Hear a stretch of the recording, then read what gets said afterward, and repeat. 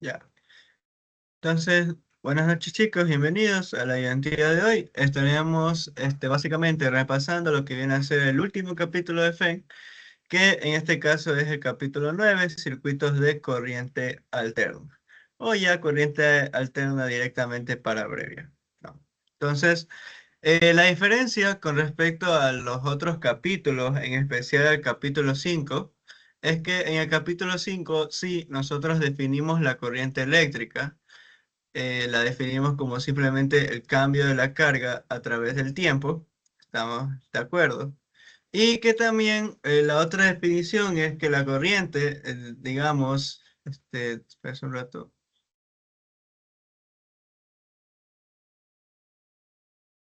¿Qué fue? La corriente, digamos, nosotros la veíamos como que pasaba por un cable conductor, ¿no? Y teníamos un sentido de la corriente, ¿no? Que normalmente que nosotros decíamos que iba desde un mayor potencial eléctrico a un menor potencial eléctrico, ¿no? Y cuando hay una diferencia de potencial eléctrico tenemos una corriente eléctrica. Sí, eso ya de ahí ya lo habíamos visto. Ahora, ¿qué sucede? Que ya la corriente que vamos a trabajar desde ahora ya no es en un solo sentido, sino que este sentido, cada cierto, digamos, tiempo, que a la final es la frecuencia, va a ir alternando, ¿no? Esto se da más que nada cuando nosotros, o bueno, lo hice brevemente, la verdad no lo expliqué mucho, pero cuando en el capítulo 8 hablamos de inducción magnética, yo les hablé un poco sobre el tema de los motores y de los generadores. ¿Ya qué sucede? Que en el caso de los motores y generadores, así como vieron por la propiedad de inducción magnética, sí, generan un voltaje, pero no generan un voltaje constante, sino que este voltaje va cambiando a través del tiempo. Y digamos que la mayor aproximación que se puede dar, o sea, para trabajarlo de manera teórica, es que la FEN, o el voltaje que nosotros observamos cuando se inducía, se aproxima a lo siguiente. Va a ser igual a una FEN máxima multiplicado por el coseno de omega por t. Y esto básicamente nos está diciendo que el comportamiento de la corriente alterna es de manera sinusoidal. Ahora, realmente no siempre es así. Ustedes posiblemente en posteriores materias van a encontrar que la corriente alterna, o al menos el voltaje, por su definición, no es solo constante ni tampoco sinusoidal, sino que también puede representar otros tipos de funciones, como por ejemplo una función cuadrada, en el caso de que queramos representar datos de bits, una función diente de sierra, pulso triangular, etcétera, etcétera. Para este capítulo simplemente nos vamos a quedar con la función sinusoidal, ¿no? Y en este caso nosotros decíamos, o bueno, yo les mencionaba que obviamente este voltaje cambiaba en función de la velocidad, ya sea de la bobina o de lo que estemos girando. Entonces, esto de aquí vendría a ser la velocidad angular de la bobina.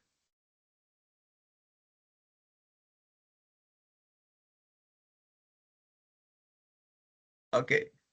Entonces, a partir de esto es que nosotros podemos decir que podemos representar todo esto como una simple función con respecto a la corriente alterna. Y nada, obviamente esta FEN era en relación a la FEN inducida. Si ya lo queremos trabajar para cualquier voltaje, entonces podríamos verlo de la siguiente manera. El voltaje de la corriente alterna va a ser igual a un voltaje máximo, a un FEN máximo, por el coseno de omega t. ¿Ok? Ahora, aquí también, digamos, se sigue cumpliendo tranquilamente la ley de Ohm. Entonces, por ejemplo, si yo quería calcular el voltaje de una resistencia, sigue siendo de la misma manera. La corriente por la resistencia.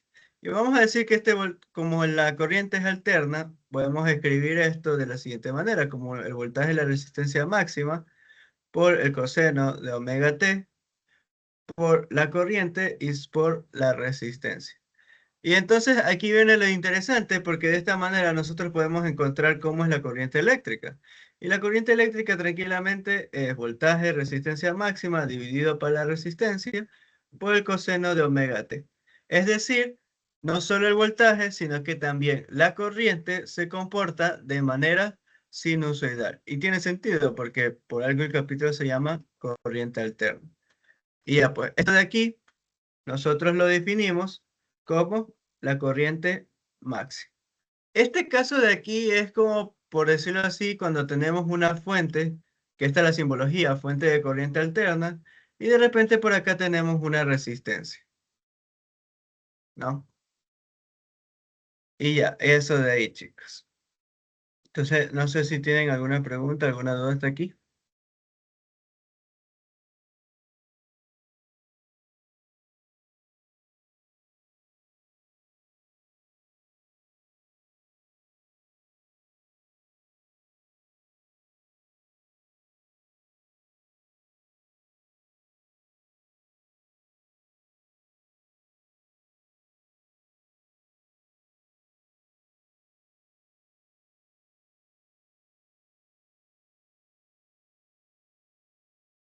Supongo que no. ¿Ok? Entonces, estamos hasta ahí. Ahora, aquí viene la otra, y es cómo nosotros calculamos de repente la potencia, ¿no?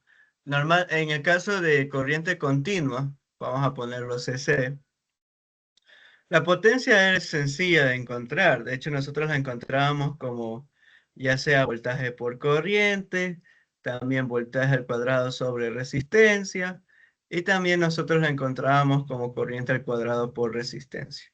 Ahora, con corriente alterna sucede algo interesante, y esto lo digo porque obviamente ya no es solo el voltaje no es solo una constante, la corriente no es solo una constante, sino que ambas están cambiando a través del tiempo. Entonces, ¿qué sucede? Ahora la potencia, vamos a escribirla como corriente al cuadrado, resistencia, ¿cómo la vamos a encontrar? Técnicamente, si nosotros ponemos corriente al cuadrado, aquí nos quedaría corriente máxima al cuadrado por coseno cuadrado, velocidad angular por t, y esto por la resistencia, ¿no?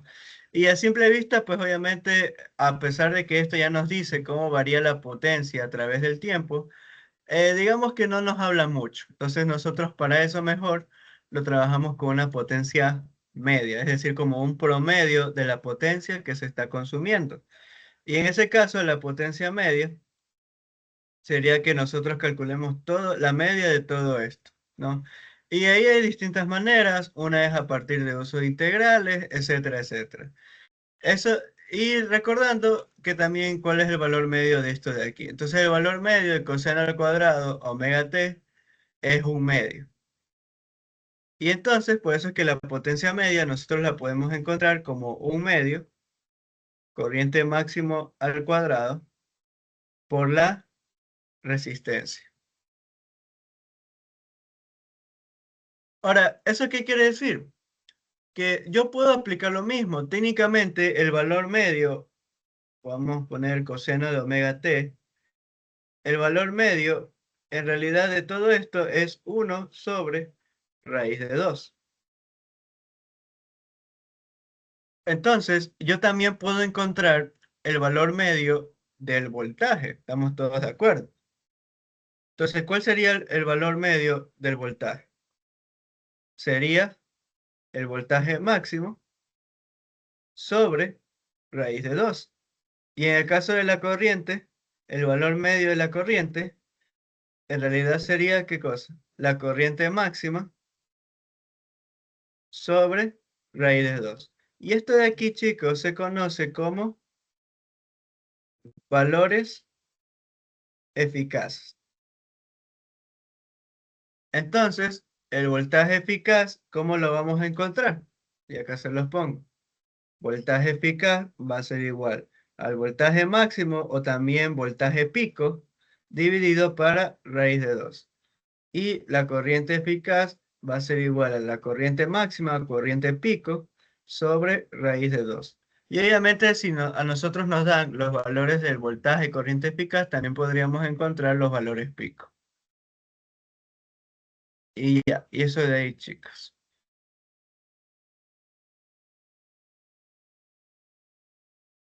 Y claro, si ustedes multiplican, por ejemplo, el voltaje por la corriente, ahí se nos multiplica la raíz de 2, nos queda un medio, que es lo que habíamos obtenido en la parte de acá. ¿Ok? Entonces, ahora vamos a la parte interesante de lo que viene a ser la corriente alterna. Y es cómo esta se comporta en el caso de circuitos eléctricos, ¿no? Entonces, ya nosotros ya vimos cómo se comporta con el tema de la resistencia. La verdad que no hay dificultad, no hay algo más que añadir, simplemente es eso. Se aplica la ley de Ohm y ya está. Tenemos cómo se comporta la corriente, cómo se comporta el voltaje y cómo se comporta la resistencia. Entonces, ¿qué sucede ahora con por ejemplo, con el caso vamos a poner con el caso de las bobinas, que es lo más cercano que hasta ahorita hemos estudiado? O sea, podríamos comenzar con capacitores, pero hasta que se acuerdan bien, al menos las bobinas ya tenemos conocido. Entonces, tenemos aquí, ¿qué manera? Tenemos aquí nuestra fuente de poder y por acá vamos a tener, digamos, una bobina que tiene una cierta inductancia L. Entonces, aquí también podemos seguir aplicando leyes de Kirchhoff, así como lo hemos hecho en capítulo 5. La verdad que la corriente alterna no lo cambia casi nada. Y entonces tenemos que el voltaje del inductor es igual a L, el cambio de la corriente a través del tiempo, ¿verdad? Eso ya nosotros lo sabemos, el voltaje de una bobina a qué representa. ¿Ok? Entonces, ¿qué sucede aquí? Que el voltaje L, yo ya sé cuánto vale. O mejor dicho, sí. Entonces, yo sé que acá tengo la FEN como tal. Vamos a poner esta que es la FEN, ya. Entonces, por ley de Kirchhoff, ¿qué yo voy a obtener? Voy a obtener que la FEN es igual al voltaje del inductor. Entonces, ¿cuánto vale la FEN? Bueno, directamente podríamos poner que la FEN es igual a la FEN máxima por el coseno de omega t. Y el voltaje del inductor es la inductancia por el cambio de la corriente a través del tiempo. ¿Estamos de acuerdo?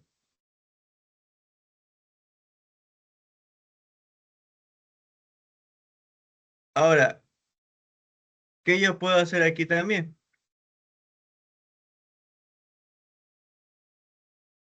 Puedo hacer lo siguiente, ¿verdad? Puedo resolver esta ecuación diferencial. Eh, Acá lo mando al dt y este L pasa a dividir. Entonces yo puedo integrar esto. ¿Y a cuánto me da que es igual la corriente? Bueno, si yo integro coseno de omega t, puedo hacerlo por básicamente cambio por sustitución. Eso ustedes ya lo saben. Entonces aquí me quedaría f máxima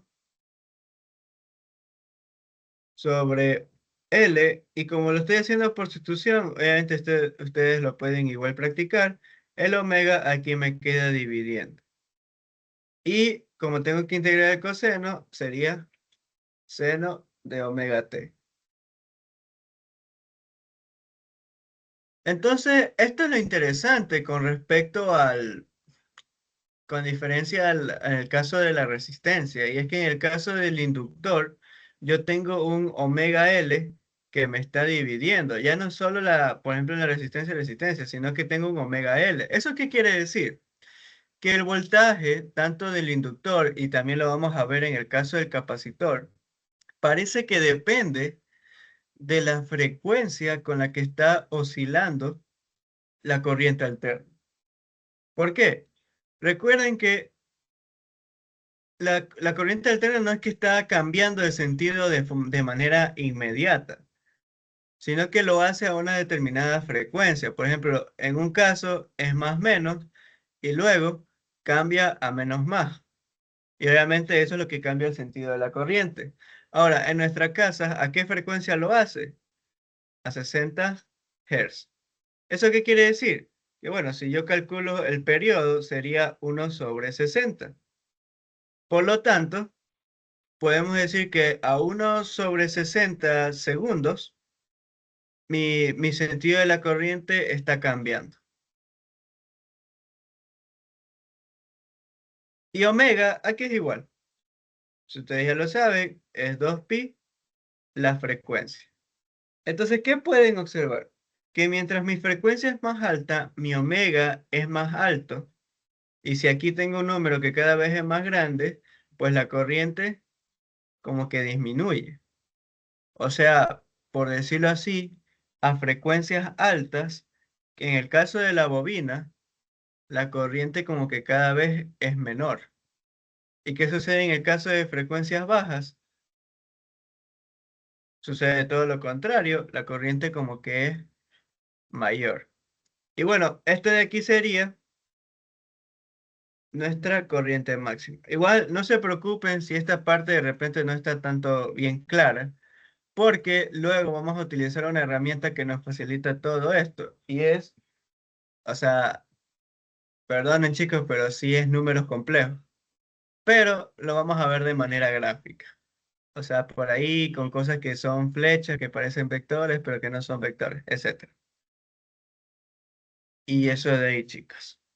Entonces, no sé si tienen alguna pregunta hasta aquí.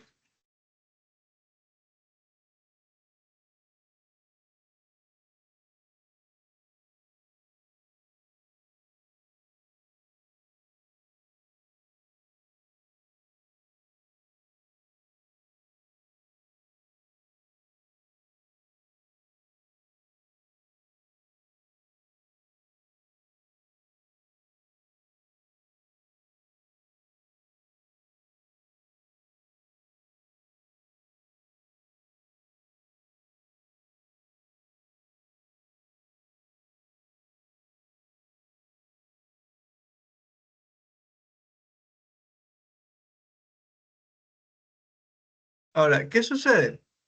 Y esto ya es teoría, y es que también sucede que cuando nosotros nos ponemos a medir se comporta el voltaje del inductor y cómo se comporta la corriente del inductor, vamos a observar que hay un cierto desfase. Y esto lo digo ¿por qué? Bueno, podemos aplicar identidades trigonométricas. Y seno de omega t, yo también lo puedo escribir como coseno de omega t menos pi medios. Y si nosotros recordamos, ¿a qué era igual la fe? En este caso vamos a poner el voltaje del inductor. Era igual a la fe máxima por coseno de omega t. Entonces, ¿qué pueden observar de los dos casos? Por ejemplo, el voltaje del inductor es fe máxima por coseno de omega t. Pero la corriente del inductor es fe máxima sobre omega L por coseno de omega t menos pi medios. Entonces, ¿esto qué nos está diciendo? Que el voltaje del inductor y la corriente están desfasadas 90 grados, ¿ok? Entonces, si nosotros tenemos conectado el inductor y medimos el voltaje del inductor, o mejor dicho, y medimos la corriente, vamos a presentar un desfase de 90 grados. ¿Quién adelanta a quién? En este caso, podríamos decir que la corriente está adelantando al voltaje. Igual ahí les voy a mostrar un truquito, una mnemotecnia que los pueden utilizar para saber qué mismo, o sea, quién adelanta a quién. Y este omega L, o también, sí, omega L, lo vamos a definir como la reactancia del inductor. ¿Ok? Recuerden que es, digamos, parecido a lo de la resistencia. Antes nosotros ahí teníamos la resistencia. Ahora en el caso de un inductor tenemos una reactancia, que es omega L. Digamos que la reactancia es como ese tipo de impedancia que aparece debido a a las frecuencias que se presentan. Y solo, al menos en nuestro caso, lo vamos a ver principalmente en el caso de las bobinas y en el caso de los capacitores. Y sí, en los capacitores también están relacionados con su reactancia. Entonces, para el caso de los capacitores también vamos a tener una fuente alterna, pero ahora conectamos un capacitor y tenemos aquí vamos a poner una fe máxima. ¿Ok? Entonces, recordemos, el voltaje del capacitor no era otro que la carga sobre la capacitancia. Entonces, yo puedo decir que aquí la Fe es igual a la carga sobre la capacitancia y por lo tanto Fe máxima coseno de omega t es igual a la carga sobre la capacitancia.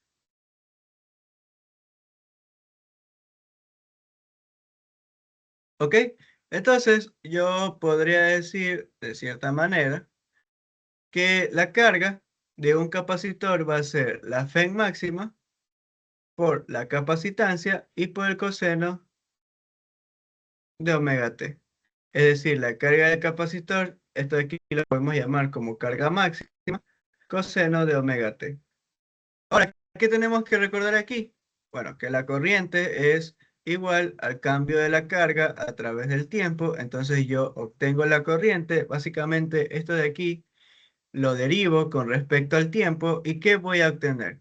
Obviamente voy a tener que aplicar regla de la cadena. Y lo que voy a obtener al derivar esto es menos la velocidad angular por la capacitancia, ¿verdad? Por la Fe máxima y por el seno de omega t. ¿Se lo ven?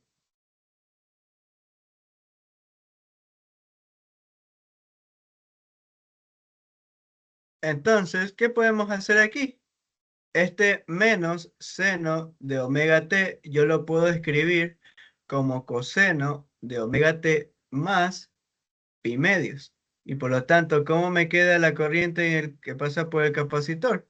Me queda omega c, la Fe máxima, y coseno de omega t más pi medios. ¿Cuánto valía el voltaje? P máxima, coseno de omega t. ¿Y qué pueden observar ahora? Que nuevamente, ¿qué presentamos? Presentamos un desfase de 90 grados. Y en este caso, ¿quién adelanta a quién? En este caso, podríamos decir que el voltaje adelanta la corriente. Si no, igual ya se los explico. ¿Y qué tenemos aquí? Este omega c vendría a ser nuestra reactancia capacitiva, que sería 1 sobre omega c. Porque recuerden que es como que esté dividiendo. Ahora, ¿cuál es la manera fácil de saber quién mismo adelanta a quién y todo lo demás? Simplemente en una parte de su hoja escriban la siguiente palabra: hélice. Entonces, si estamos trabajando con un inductor, ¿qué sucede en el caso del inductor? El voltaje adelanta la corriente. Voltaje adelanta corriente. Y de hecho lo pueden ver porque la E, que representa la FEN, está primero que la corriente. ¿Qué sucede si trabajamos en el caso de un capacitor? La corriente adelanta el voltaje. Entonces tiene sentido, aquí primero está la corriente y luego está la FEN. Y esa es una manera que pueden verlo sin, digamos, marearse o hacerse mucha bola. Entonces, y de cierta manera, si aún no lo ven así, tiene sentido. ¿Por qué? Porque recuerden que el capacitor trabaja con voltajes. La bobina, en cambio, trabaja con corrientes. Entonces, como trabaja con corriente, es la que, digamos, primero se va a poner al paso de la corriente. ¿Y qué sucede con la FEN? Se adelanta. En el caso del capacitor, primero trabaja con el voltaje. Entonces, ¿qué sucede con la corriente? Se adelanta. Y así, chicos. Y bueno, ya hemos definido tanto la reactancia capacitiva como también la reactancia inductiva y obviamente la resistencia. Y estos son, digamos, los tres circuitos básicos con respecto a la corriente alterna. Luego ya mezclamos los tres elementos. Entonces, hasta aquí, chicos, no sé si tienen alguna pregunta, alguna duda.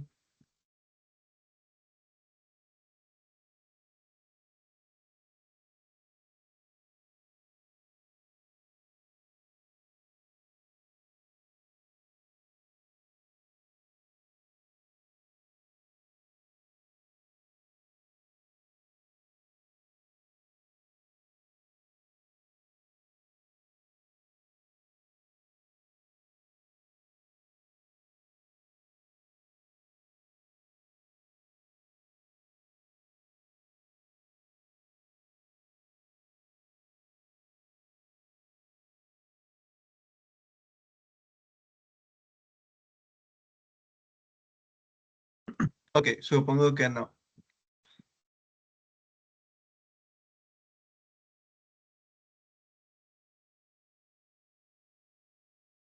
Ahora, antes de comenzar a explorar el tema de circuitos LC y circuitos RLC, que la verdad yo lo voy a hacer de la manera más simple, digamos, sencilla, no,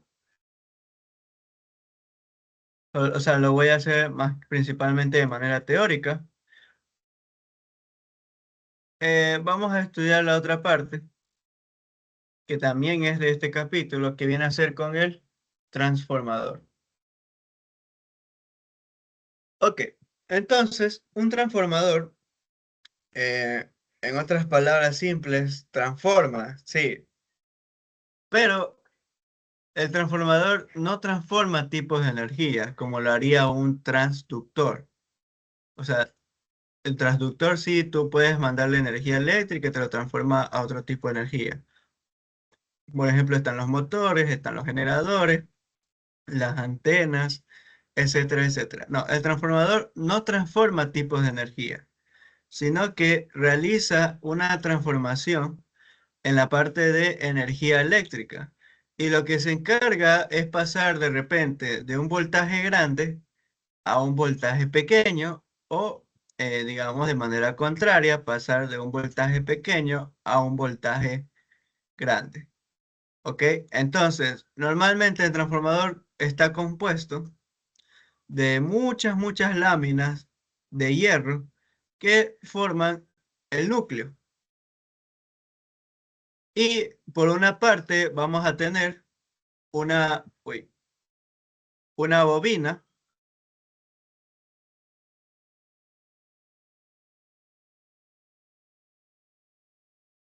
y por otra parte vamos a tener otra bobina. ¿Ok? Entonces, esta la vamos a llamar como bobina uno o primaria y la bobina 2 o secundaria. Y se supone que aquí nosotros colocamos la fuente de voltaje que queremos transformar y por acá vamos a obtener un voltaje ya sea que esté aumentado o que esté disminuido. Ahora, algo importante que tengo que mencionarles y que ustedes tienen que considerarlo es que el transformador solo funciona en corriente alterna.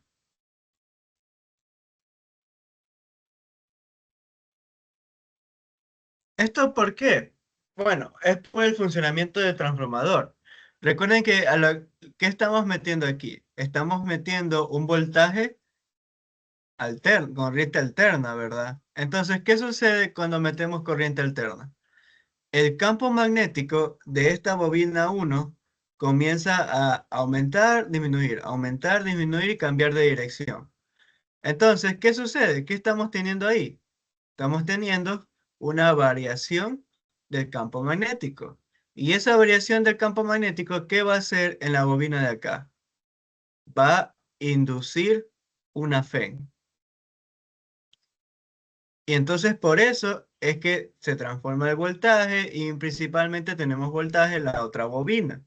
¿Qué sucede si fuera corriente continua? Si fuera corriente continua, simplemente la bobina se carga, mantiene un campo magnético y como no varía ese campo magnético, acá no va a inducir ninguna fe y no vamos a tener ningún voltaje acá. De hecho, por lo general, los transformadores funcionan mejor a altas variaciones de la corriente, en pocas palabras, a altas frecuencias. Sin embargo, obviamente, siempre va a depender de qué transformador compren y para qué frecuencias o voltajes estén diseñados, ¿no? Ahora, en la bobina 1 vamos a tener una cantidad de vueltas de la bobina y en la bobina 2 vamos a tener también una cantidad de vueltas. ¿Cómo transforma el voltaje? ¿Cómo transforma la corriente? De manera, vamos a simplemente trabajarlo de manera ideal. ¿Qué quiere decir ideal? Que es un transformador perfecto, que no sufre, digamos, ningún tipo de pérdida. Entonces, en el caso ideal, nosotros vamos a obtener que el voltaje en la bobina 1 sobre N1 va a ser igual al voltaje en la bobina 2 sobre N2. Esto ya es para un caso de 100%, por decirlo así, digamos, sin pérdidas, cero pérdidas, 100% eficiente. Realmente en la práctica los transformadores no son 100% eficientes, hay ciertas pérdidas, ya sea por la parte del núcleo, de las bobinas, etc. Pero de manera ideal lo podemos ver de la siguiente manera. Entonces, ¿esto qué va a implicar? Que si yo quiero obtener cuánto vale el voltaje 2, va a ser igual al voltaje 1 por N2 sobre N1.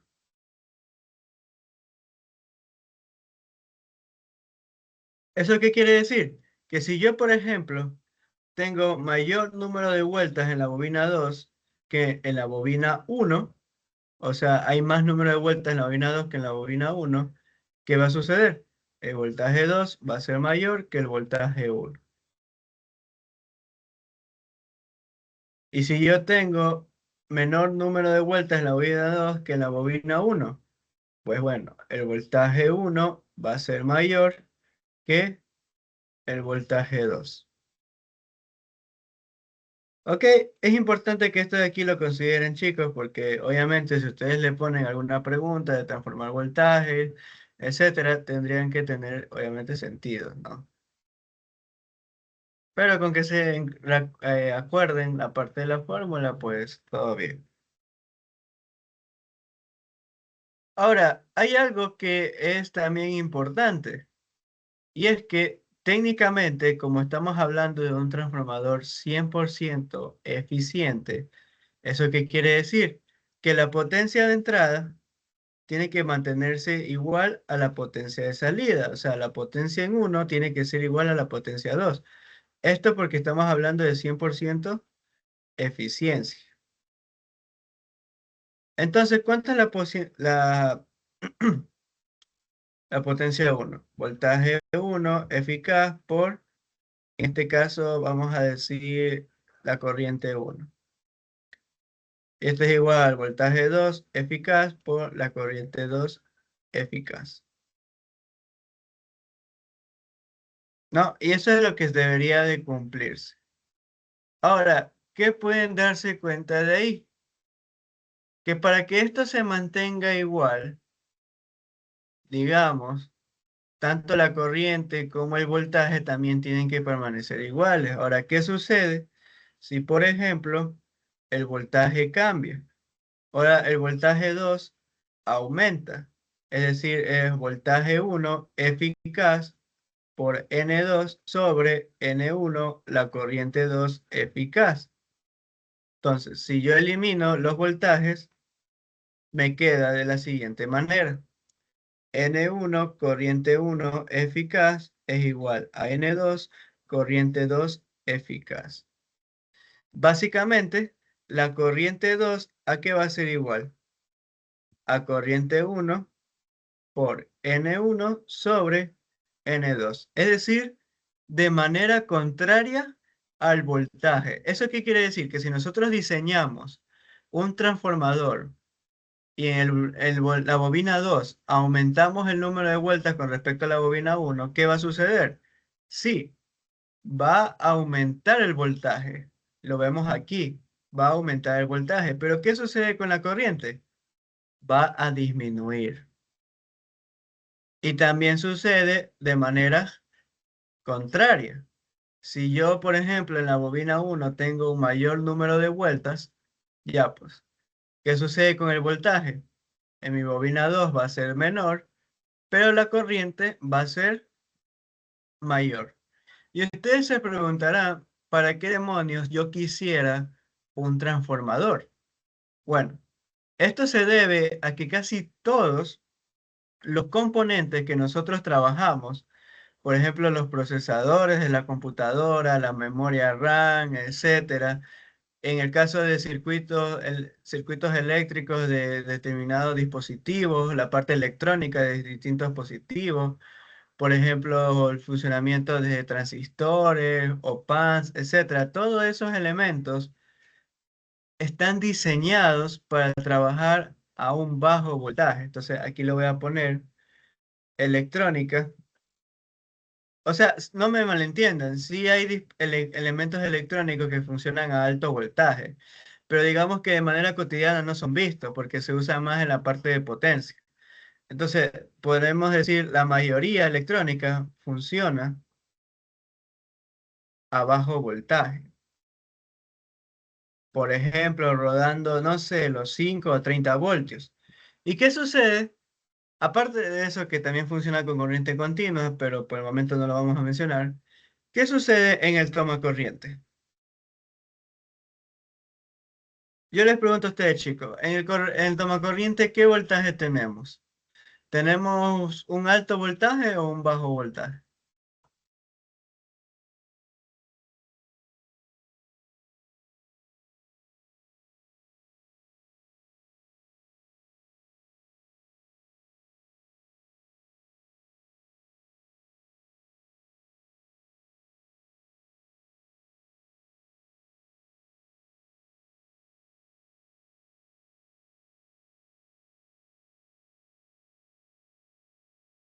Bueno, en el caso del toma corriente, el voltaje que viene a nuestras casas, en este caso la empresa eléctrica, es corriente alterna.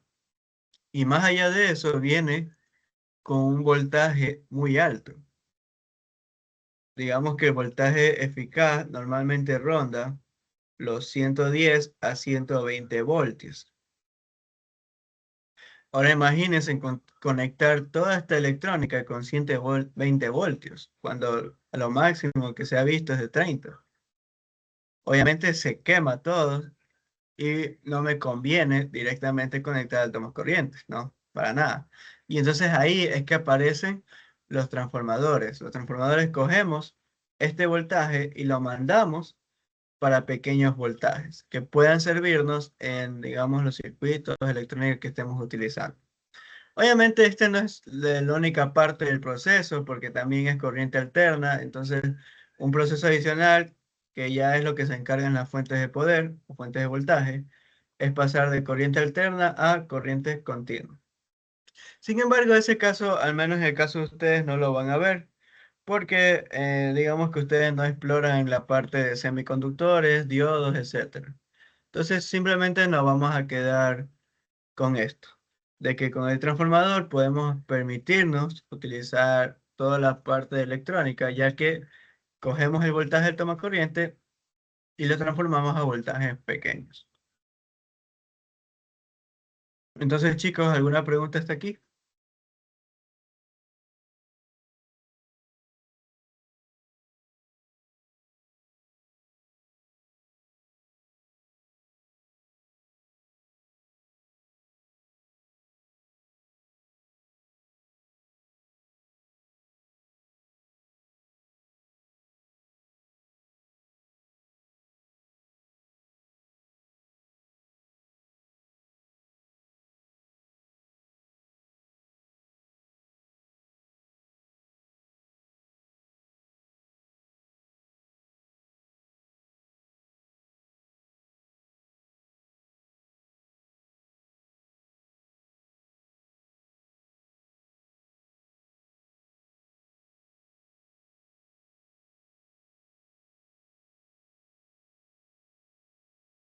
Y bueno, chicos, eso por la parte de transformadores.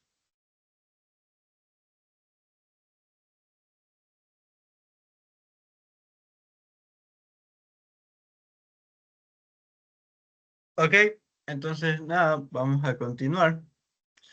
Y eh, si no me equivoco, ahora sí, vamos a analizar los circuitos LC y LCR. Pero no se preocupen, no se hace de manera complicada, sino que digamos que la explicación es más teórica que otra cosa. Pues no sé por qué aquí les puse una resistencia. Ahora dejen dibujo esto bien.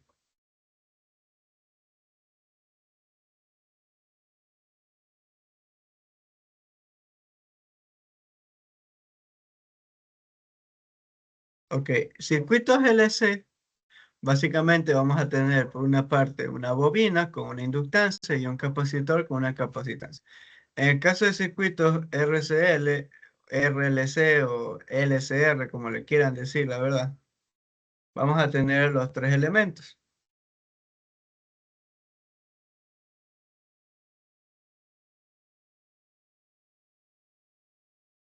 Es decir, vamos a tener una resistencia, un inductor, una bobina, perdón, y un capacitor. Ok. Para el caso de circuitos LC, ¿qué podemos observar? No. Primero recordamos, ¿no? El cambio de la corriente, perdón, la corriente va a ser igual al cambio de la carga a través del tiempo. Entonces, si aplicamos Kirchhoff, vamos a obtener la inductancia por el cambio de la corriente a través del tiempo más el voltaje del capacitor es igual a cero, ¿verdad? Esto lo podemos escribir también con la primera definición. Y obviamente aquí lo que vamos a obtener es una ecuación diferencial de segundo orden, que para los que están viendo ecuaciones diferenciales, o no sé si aquí alguien más vea EDAL, álgebra lineal y ecuaciones diferenciales. Esto de aquí ya lo deberían de poder resolver, me imagino, a estas alturas del semestre.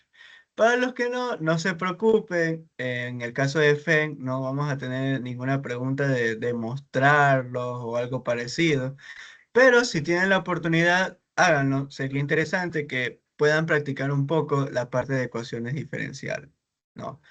Entonces despejamos por aquí la segunda derivada y esto nos quedaría menos 1 sobre LC por la carga. ¿Ok? Entonces, nada, esto de aquí ya tiene sus soluciones, si las pueden obtener, chévere. Y vamos a obtener que la carga va a ser igual a A por coseno de omega t más un delta de aquí, ¿no? Donde omega es igual a 1 sobre raíz de LC. Este LC de aquí.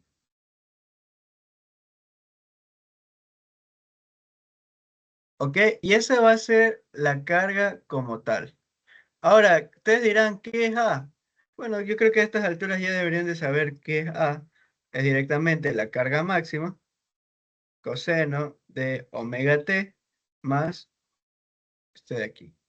Ahora, vamos a poner que no comienza desfasada, entonces vamos a ponerlo directamente de esta manera, ¿no? Y ya tenemos aquí la carga en función del tiempo. Ahora, ¿qué sucede en el caso de la corriente? Bueno, si yo recuerdo, la corriente era la derivada de todo esto, por lo tanto la corriente nos iba a quedar menos omega, la carga máxima, por el seno de omega t. Si no, simplemente ahí derivamos y ya está. ¿Ok? Y ahí ya tenemos también el comportamiento de la corriente. Y esta vendría a ser nuestra corriente máxima. Ahora, básicamente esto que ella nos está diciendo, que la carga y la corriente van a variar a través del tiempo de manera sinusoidal, pero también van a estar desfasadas. En este caso va a haber un desfase con respecto a la carga de unos 90 grados. Entonces, si por ejemplo yo quisiera representar, o sea, la carga a través del tiempo y la corriente a través del tiempo, ¿qué voy a obtener? Bueno, en el caso de la carga podría tener una función de esta manera y en el caso de la corriente, en cambio, va a estar desfasada. ¿Cuánto va a ser el desfase? Pues técnicamente 90 grados, ¿no?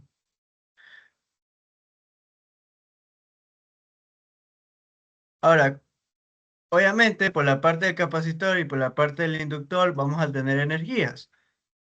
En este caso, por aquí vamos a tener la energía magnética y por aquí vamos a tener la energía eléctrica. Sí, esta parte recuerden, el capacitor almacenaba energía a partir del campo eléctrico y la bobina almacena energía a partir del campo magnético. Entonces, si nosotros recordamos, la energía que almacenaba un capacitor era un medio la carga del capacitor por el voltaje, o también un medio la carga del capacitor al cuadrado sobre C. Entonces, si esto reemplazamos por la carga que ya encontramos, nos quedaría un medio, la carga máxima al cuadrado, coseno, al cuadrado de omega t sobre C.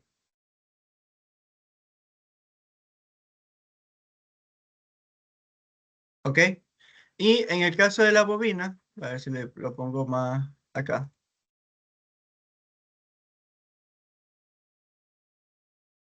Y en el caso de la bobina, ¿qué vamos a tener?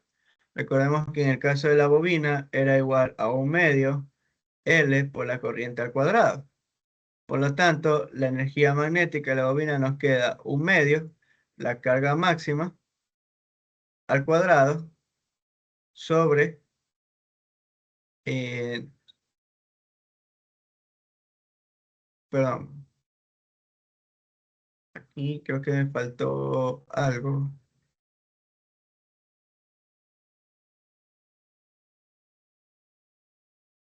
Dejen observo bien. Ah, ya no, no, sí, sí está bien todo, sí está bien. Entonces aquí nos quedaría un medio L, nos quedaría omega al cuadrado, la carga máxima al cuadrado y seno al cuadrado de omega t. ¿Ok? Y recordemos, aquí omega al cuadrado también lo podemos ver como 1 sobre LC. Porque recuerden, omega es 1 sobre raíz de LC, como está al cuadrado, nos queda de la siguiente manera. Ahora, ¿qué es lo importante de darnos cuenta en este punto? Y es que técnicamente, como solo tenemos estos dos elementos y estamos trabajando con un circuito, digamos así, ideal, donde no consideramos la resistencia de los cables, entonces tendríamos que decir que la energía magnética es igual a la energía del capacitor, porque técnicamente se conserva, ¿no? Entonces estaríamos diciendo un medio. Este omega al cuadrado ya lo podríamos reemplazar directamente.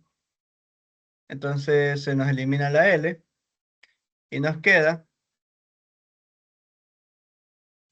Q máximo al cuadrado. Pero aquí me faltó el cuadrado.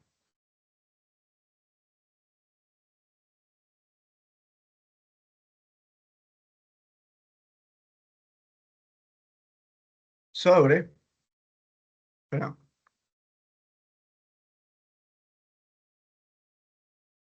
a ver, un medio Q máximo al cuadrado sobre C, seno al cuadrado omega t, ¿verdad? Simplemente reemplazamos este LC, de eso nos quedaría ser cuadrado, tendría que ser igual a, en este caso, un medio, carga máxima al cuadrado, coseno al cuadrado, omega t sobre c. Ahora, ¿qué sucede con todo esto? Que en realidad, y es lo que uno podría pensar, y por eso es que esto está mal, uno podría pensar que ya, pues como esto está cerrado técnicamente, la energía es la misma entre las dos. La cuestión es que realmente no es así. ¿Por qué? Porque en realidad podríamos decir que sí es la misma, pero no en el mismo tiempo. ¿Ok? Ambas van a manejar la misma energía, pero no la van a hacer al mismo tiempo. ¿Por qué? Mientras se carga el capacitor, ¿qué sucede? Digamos, se carga el capacitor con energía.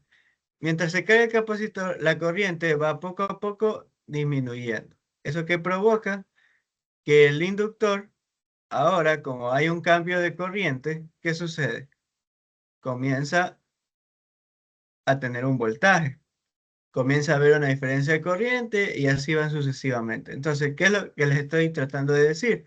Que cuando tenemos el inductor y el capacitor en un circuito, ¿qué sucede? Primero se carga el capacitor, luego se descarga, luego se carga la bobina, luego como se carga la bobina, comienza a descargarse el capacitor y así van sucesivamente, ¿no? Y ese es el comportamiento que vamos a ver en los circuitos LC. Ahora, si nosotros quisiéramos calcular la energía total que va a haber en todos nuestros circuitos, sería directamente la suma de ambas, es decir, un medio, la carga máxima al cuadrado sobre C, coseno de omega t, todo esto al cuadrado, más un medio, la carga máxima sobre C, seno al cuadrado de omega t. Y todo esto vamos a decir que directamente es igual a un medio, la carga máxima al cuadrado sobre C, que es la energía técnicamente del capacitor en su punto máximo. Porque recuerden que aquí nosotros estamos partiendo de que al principio en t igual a 0 el capacitor está cargado. Luego después, a través del tiempo, comienza a descargarse, se carga el inductor, luego se descarga el inductor, se carga el capacitor y así va sucesivamente. Y ese es el comportamiento que nosotros vamos a observar en el caso de los circuitos LC. ¿Ok? Entonces, no sé si hasta aquí, chicos, tienen alguna pregunta, alguna duda.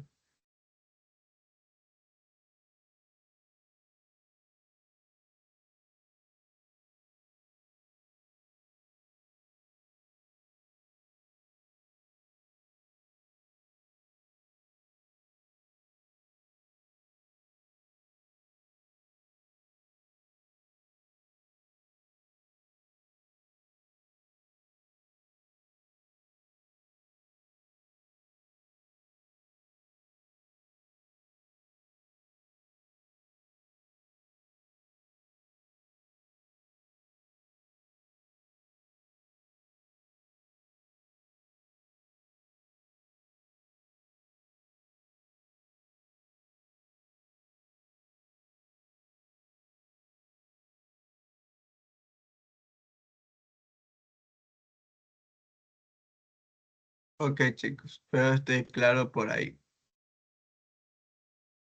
Ahora sí, vamos a explorar el circuito RLC, pero en este caso, recuerden que estos dos casos, circuito LC y circuito RLC, es sin ningún tipo de fuente, sin fuente continua ni tampoco fuente alterna. Ya luego exploramos el circuito RLC o RCL, como le quieran decir, pero con fuente alterna. Entonces aquí nuevamente yo podría aplicar regla de Kirchhoff y obtendría que el voltaje de la bobina más el voltaje del capacitor más el voltaje de la resistencia me tiene que dar igual a cero. Entonces, reemplazando las respectivas derivadas y todo lo demás, yo voy a obtener lo siguiente.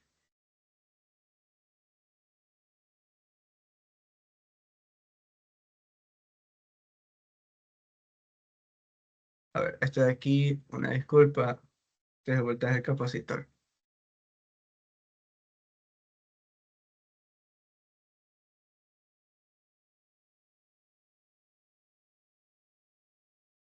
Y aquí nuevamente vamos a tener una ecuación diferencial de segundo orden.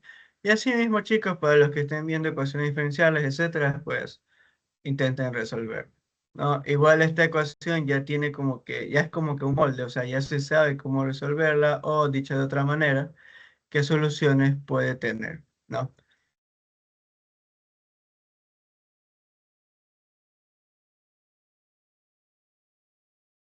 Para este caso, realmente nosotros no nos vamos a enfocar tanto en la fórmula de ecuación,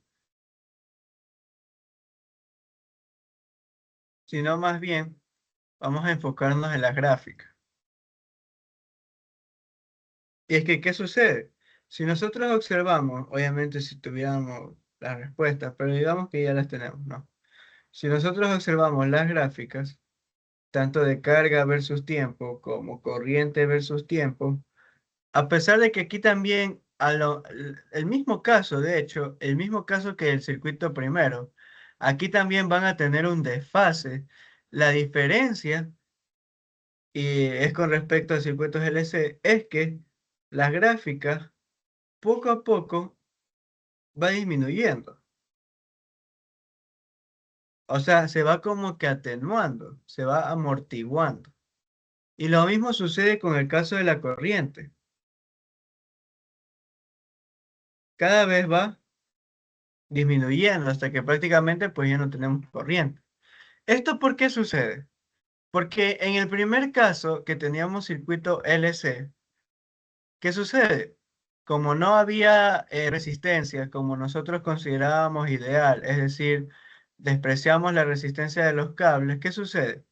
La corriente realmente, o sea, nunca hay una caída de tensión, nunca se consume la potencia o se llega a disipar, sino que simplemente es energía que se va pasando del capacitor al inductor y del inductor al capacitor. Es como que entre ellos dos se está dando la energía, pero como no hay pérdida, nunca disminuye. Y es por eso que a pesar de que acá lo vemos desfasado, la corriente y la carga no comienza a atenuarse, no comienza a disminuir su amplitud. Ahora, ¿qué sucede en el caso del circuito RLC? Ya tenemos una resistencia. ¿Y esa resistencia qué va a provocar? Que la energía que se está pasando entre el capacitor y el inductor comience a disiparse. Es por eso que a diferencia de circuitos LC, cada vez la amplitud va disminuyendo. ¿Por qué? Porque la resistencia va a ir disipando esa energía.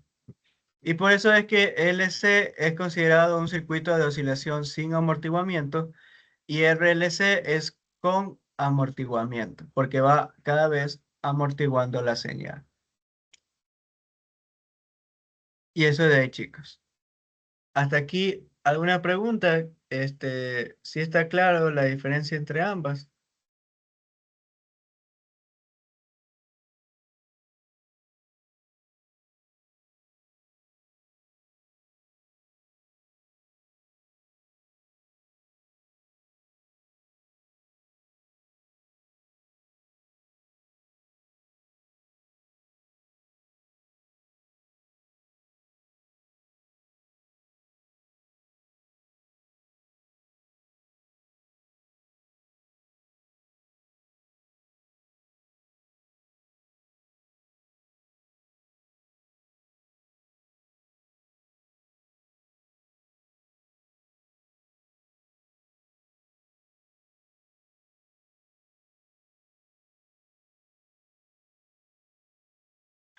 Ok, chicos.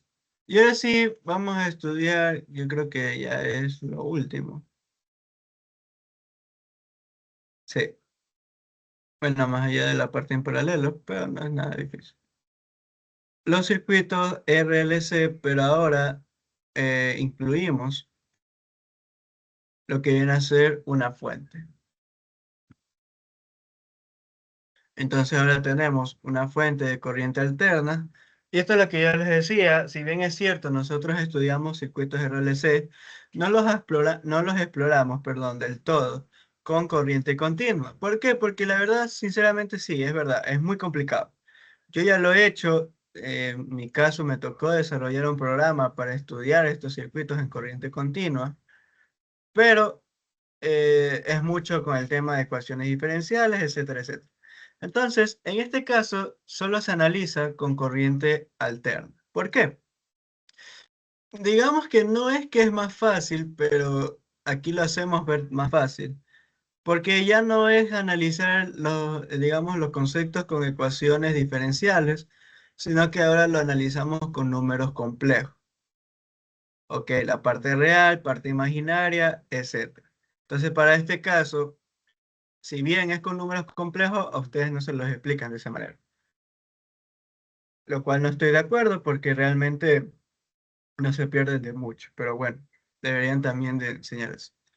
Entonces, circuitos RLC, ahora vamos a tener una fuente, vamos a tener una resistencia, vamos a tener un capacitor y vamos a tener una bobina. Y esta fuente obviamente vamos a tener aquí una fe máxima y que va a oscilar a una frecuencia.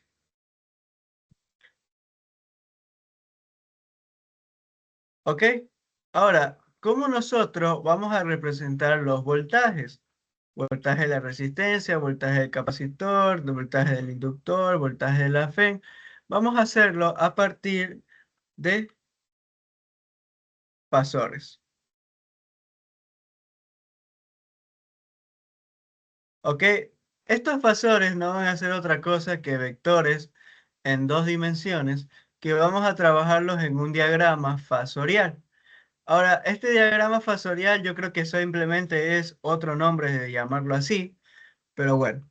Entonces, el diagrama fasorial vamos a estar compuesto de dos ejes, ¿no? Y cada voltaje lo vamos a representar en este diagrama. Por ejemplo, vamos a tener por aquí el voltaje de la fuente, el voltaje, digamos, del capacitor lo vamos a tener por acá, el voltaje del inductor lo vamos a tener por acá, y el voltaje de la resistencia de repente lo tenemos por acá. ¿Cuál es la diferencia? O mejor dicho, ¿qué significan estos vectores? ¿Por qué están a ciertos ángulos? Ya, este ángulo viene a ser el ángulo de desfase, ¿no? O mejor dicho, el ángulo de fase que tiene cada señal.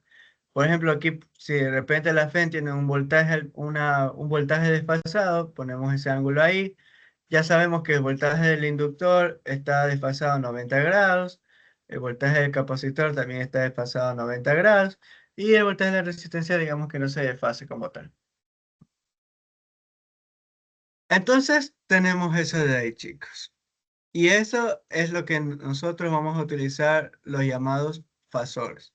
Ahora, realmente fasores, digamos que sí, sí existe, se escribe así, pero esto de aquí también lo podemos ver de manera con números complejos. Y sí, les voy a poner toda la analogía con números complejos para que se den cuenta que se han estado perdiendo. En este caso, los números complejos, vamos a decir, el eje horizontal es la parte real y el eje vertical viene a ser la parte imaginaria. Entonces, aquí vamos a tener, así mismo, la fe, acá vamos a tener el voltaje, bueno, el voltaje del inductor, ya se queda así, y vamos a tener también el voltaje del capacitor. Y bueno, también el voltaje de la resistencia. ¿Ok? Ahora, no tenemos que olvidarlo, cada uno es un vector, que en este caso lo representamos en el plano real imaginario. Que la verdad sí, lo podemos escribir como componente real y componente imaginario. Y lo otro es que cada uno va a tener ¿qué cosa? Va a tener una magnitud y va a tener una fase. ¿Ok? Y esto es lo que podemos decir con respecto al diagrama fasorial, la verdad.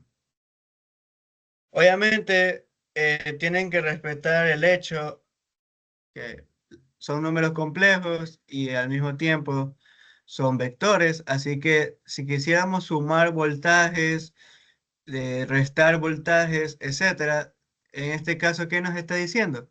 que ya no es como en el capítulo 5 que nosotros pudiéramos sumar los voltajes o restarlos directamente. Ya en este caso, ¿qué tenemos que hacerlo? Hay que hacerlo de manera vectorial, ¿ok? Y bueno, tenemos el primer circuito RLC, que en este caso es un circuito RLC en serie. Entonces, cuando tenemos un circuito RLC en serie, realmente el diagrama fasorial, nosotros colocamos los voltajes. ¿Ok? Estamos en serie, nosotros dibujamos los voltajes. ¿Ok? Ahora, ¿cuánto vale la corriente máxima? Si nos damos cuenta, aquí podemos seguir usando la ley de Ohm, pero ¿qué sucede si yo divido todo? Lo voy a dibujar mejor así. ¿Qué sucede si yo divido todo para la corriente máxima? Ya pues, si yo divido todo para la corriente máxima, ¿qué voy a obtener? Voy a tener también un diagrama fasorial, pero ahora no en voltajes, sino en términos de reactancias y resistencias. Entonces, por aquí vamos a tener la resistencia, por acá vamos a tener la reactancia capacitiva y por acá vamos a tener la reactancia inductiva. Y obviamente, en el caso de la FEN, ¿qué creen que va a aparecer? Va a aparecer la impedancia, que lo vamos a representar con la letra Z. Y la impedancia es la suma de todos esos vectores, por así decirlo. Ahora, si queremos verlo en términos de magnitud, simplemente aplicamos Pitágoras. ¿Y esto cómo nos quedaría? Nos quedaría r al cuadrado más xl menos xc al cuadrado.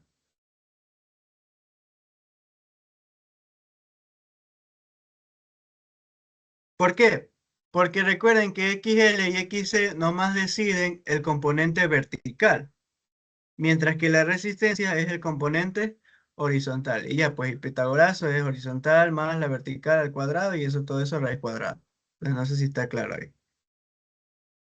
Ahora, ¿qué sucede en la parte de los números complejos? Realmente, la reactancia inductiva se escribe de la siguiente manera. O sea, es un número complejo, perdón, inductiva. Y la reactancia capacitiva se escribe de la siguiente manera.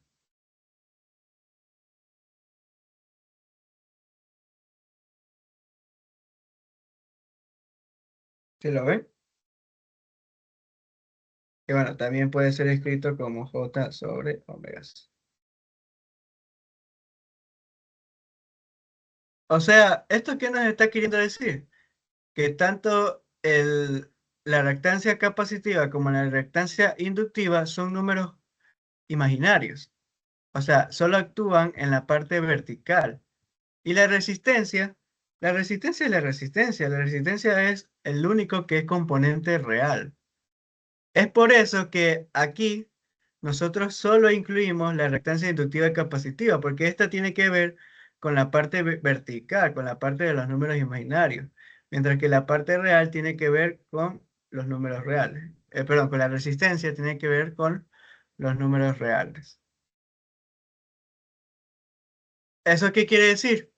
Que si nosotros quisiéramos calcular la corriente máxima, ¿cuánto vale?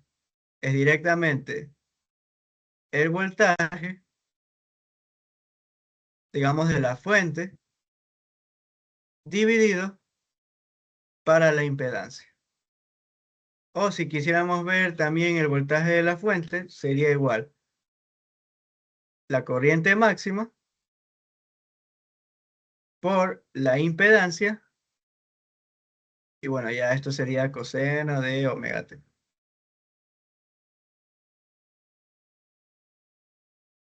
Y así lo podemos ver de distintas maneras, chicos. Pero al menos este de aquí es lo importante.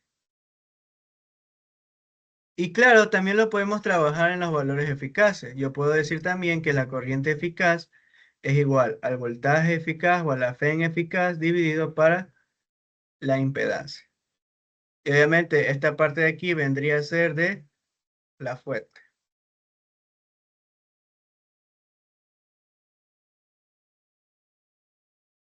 Ahora, hay un caso que siempre se quiere explorar y es que, ¿qué sucede si yo no quiero que este capacitor y este inductor me generen una reactancia? En todas las casas, eso digamos que es el objetivo que siempre se busca. Porque si se dan cuenta, ustedes en su casa, ¿qué tienen? O sea, aparte de todas las cosas que ustedes tienen, tienen electrodomésticos. Y la mayoría de los electrodomésticos funcionan a partir de motores.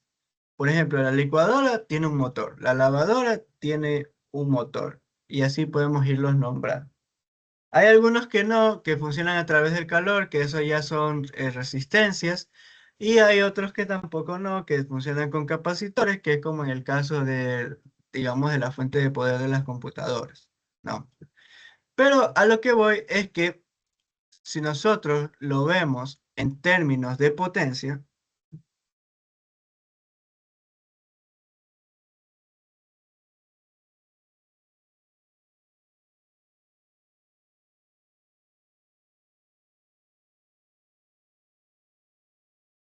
aquí vamos a observar esto, ojo, en términos de potencia. Vamos a observar que nos aparece la S, acá nos aparece la P, y por acá aparece la Q. Y usted dirá, profe, ¿qué es todo eso? Ya, y aquí vamos a poner un cierto ángulo. Entonces, P es la potencia real. De cierta manera, es la potencia que realmente se está consumiendo. Q viene a ser la potencia de imaginaria, que es la potencia que realmente no se está consumiendo, pero que se pierde por la naturaleza del capacitor y del inductor. Y aquí ya pueden irse haciendo una idea, la potencia real tiene que ver con las resistencias y la potencia imaginaria o la potencia también conocida como reactiva tiene que ver con la parte de los inductores y los capacitores. Y ese es la potencia aparente. La potencia aparente básicamente es la potencia que nosotros aparentemente estamos consumiendo, pero que no es así, porque realmente la única potencia que se está consumiendo es la P. Ok. Y coseno de este ángulo tiene otro nombre, que de hecho es lo que se estudia para el caso de que se quiere, digamos, reducir lo más posible la parte de la potencia reactiva y consumir lo más que se pueda la potencia real. Este aquí no me acuerdo bien cómo se llama, pero lo pueden encontrar en el libro. Si no me equivoco, creo que era factor de eficiencia. Entonces, ¿qué es lo que uno buscaría en la instalación de su casa? Normalmente, que este factor de eficiencia sea lo más cercano a cero. ¿Por qué? Porque si esto es cada vez más cercano a cero, la potencia aparente se acerca cada vez de la potencia real que yo estoy consumiendo. Y entonces, si técnicamente la potencia Q depende de L y depende de C, y si observaron la gráfica, básicamente Q depende de todo esto, ¿en qué caso yo podría decir que la potencia reactiva es igual a cero? Esto sucede cuando el circuito está en resonancia. ¿Qué significa que esté en resonancia? Que la reactancia inductiva sea igual a la reactancia capacitiva. Ahora ustedes dirán, profe, pero ¿cómo yo hago que eso sea posible? Si técnicamente yo no puedo estar variando los valores de inductancia y de capacitancia. Está bien. Aparte de que si tienen la oportunidad de cambiar el valor de la capacitancia o de la inductancia, hay otra manera. Y es que si nosotros esto los escribimos, obtenemos lo siguiente.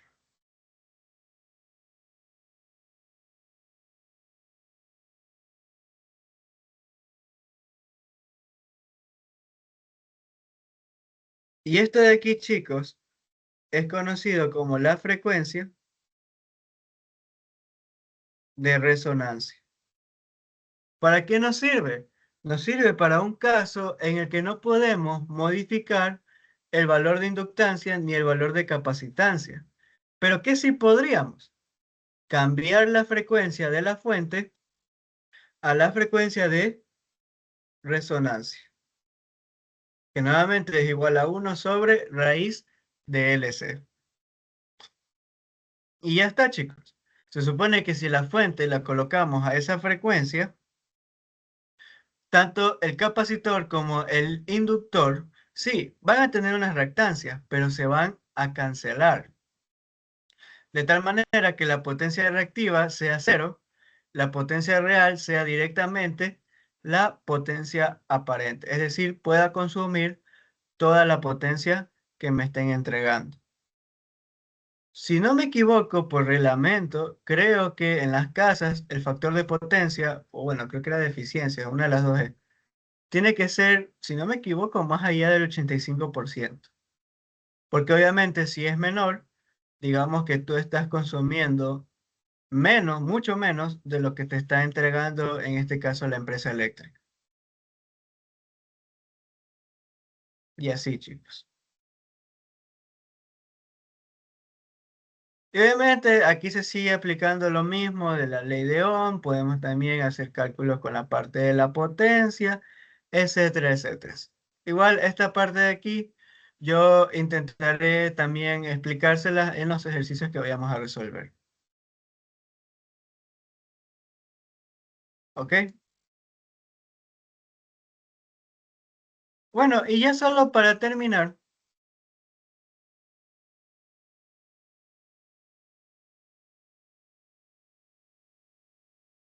también vamos a tener, aparte del circuito RLC en serie, vamos a tener circuitos RLC, pero en paralelo. ¿Cómo sería? Que aquí tenemos nuestra fuente con nuestro voltaje aparente, acá tenemos nuestra resistencia, acá tenemos un capacitor y acá tenemos una bobina, un inductor. ¿Cambia todo? Más o menos sí. ¿Por qué? Porque ahora el diagrama fasorial ya no va a ser dibujando voltajes, sino que ahora vamos a dibujar las corrientes eléctricas. En este caso, aquí vamos a tener la corriente del inductor, por aquí vamos a tener la corriente del capacitor, por aquí vamos a tener nuestra corriente aparente y por aquí vamos a tener la corriente de la resistencia. ¿Qué es lo que cambia con el circuito RLC en serie? Porque la verdad el resto de calcular es lo mismo. Es la impedancia. Ahora la impedancia, y esto anótenlo porque en mi caso sí me lo llegaron a tomar en examen, o sea, pensaron que nadie se iba a aprender el de paralelo, es igual a 1 sobre la impedancia al cuadrado. Todo esto es igual a 1 sobre R al cuadrado más 1 sobre XL menos 1 sobre XC al cuadrado. Y esto es, digamos, lo más importante a recordar en el caso del circuito de RLC en paralelo.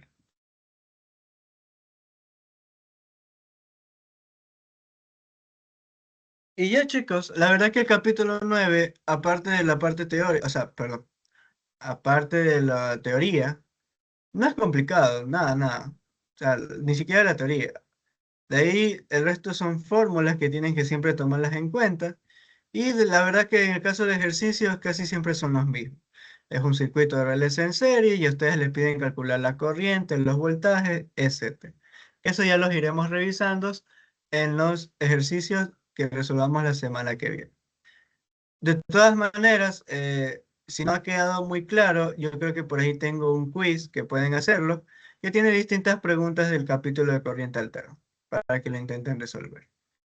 Y ya para lo que viene a ser la semana que viene, recuerden, estaríamos resolviendo ejercicios del capítulo 9 y la ayudantía que les debo quedaría como repaso para el examen.